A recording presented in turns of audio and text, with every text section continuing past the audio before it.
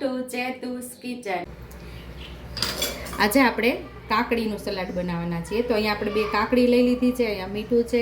જરૂરિયાત મુજબ મસાલાનો ઉપયોગ કરશું આપણે રેગ્યુલર મસાલાની અંદરથી. અને અહીંયા આપણે તેલ લીધું છે, માંડવીનું તેલ લીધું છે.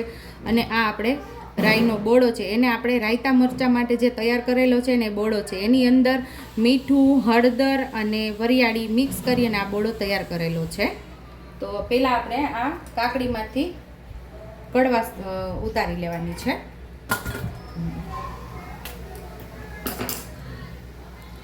થોડું મીઠું લગાવી દેવાનું આમ, પછી આવી રીતે આમ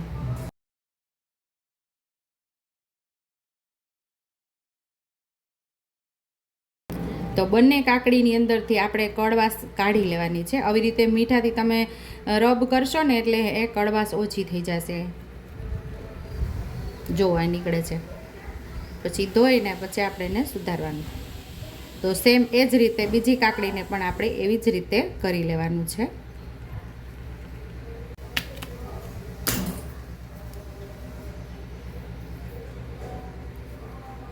સેમ આજે બીજી કાકડીમાં પણ આપણે એવી રીતે એનું કડવાશ ઓછી કરી લેશું. પહેલાં આપણે કાકડીને છોલી લેશું.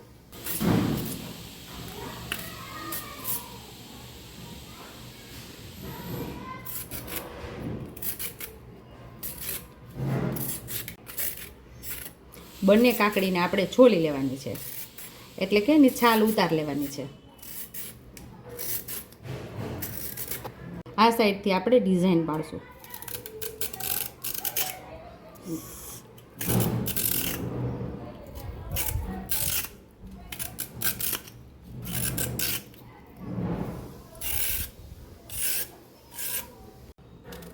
હવે આપણે ગોળ ગોળાના ચિપ્સ જેવા પતીકા કરી લેવાના.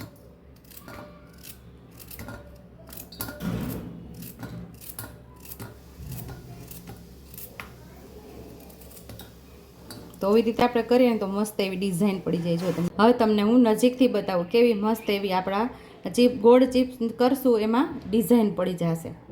એ જ રીતે બીજી કાકડીને પણ આપણે સુધારી લેવાની છે. એકદમ ઇઝી છે આ કાકડીનું સલાડ. તમે ચીબડાનું સલાડ તો રાઈવાળું ઘણીવાર બનાવ્યું હોય છે, પણ કાકડીનું આવું નહીં બનાવ્યું હોય તમે.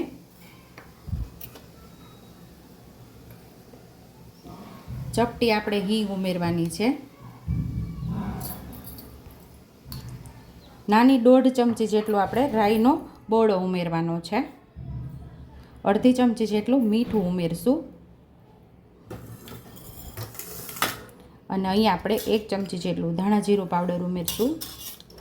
1 ચમચી જેટલું લાલ મરચું પાવડર સહેજ આપણે વધારે ઉમેરશું.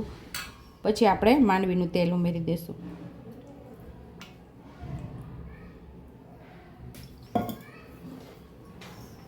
અહીં આપણે મિક્સ કરી લઈશું.